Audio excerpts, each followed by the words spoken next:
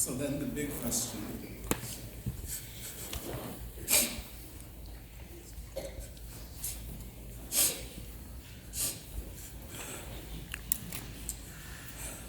what do I need to say? Do I tell stories about when he was a kid? Try and ask people about all the amazing things he did? Do I list his achievements? I have no idea. No idea where to start or what to write. Until one day I got home from work late at night, and my mom happened to still be awake, and she hugged me. One of those long, sad hugs, and she said, "It's okay. Everything's gonna be okay. Just speak from your heart, and anything you say will be amazing." So that's what I'm gonna do. I'm gonna tell you all a little bit about what my dad meant to me, and a little bit about how he impacted my life. My dad was always clouded in mystery. I remember the first time I realized there was a genuine possibility that he knew everything. I was a freshman in high school.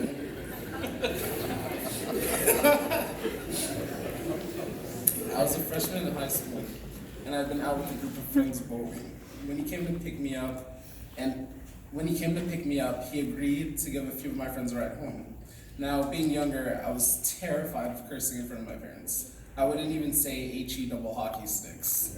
But I had found what I thought was a loophole. I had some friends from Bosnia, and they had taught me a few curses in their language. So we were sitting in the back, casually trash-talking each other, and when it got heated, we started cursing each other out in Bosnian.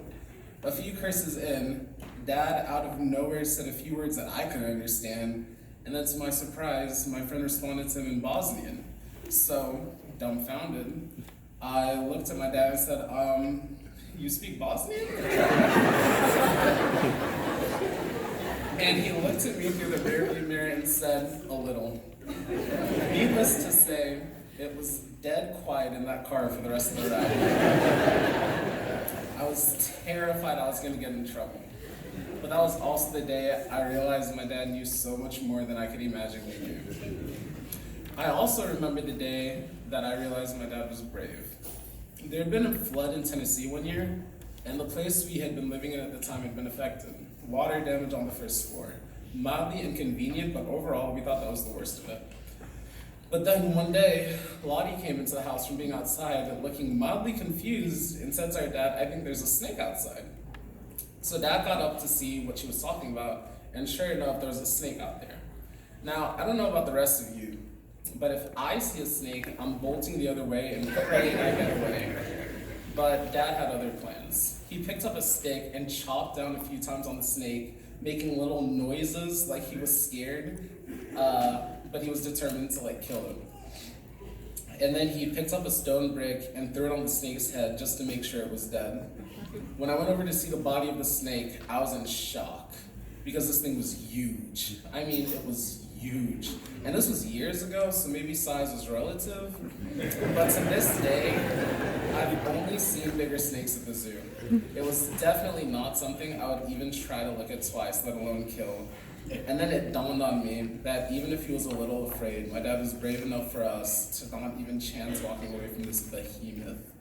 I'm sure there were more things he did to show off how brave he could be, but this is the story that stuck with me. I am not exaggerating, that snake was huge. Anyways, my dad also had a very interesting sense of humor. He didn't joke a lot, or at least not at home, but when he did, he would make us all laugh. But that wasn't the interesting part.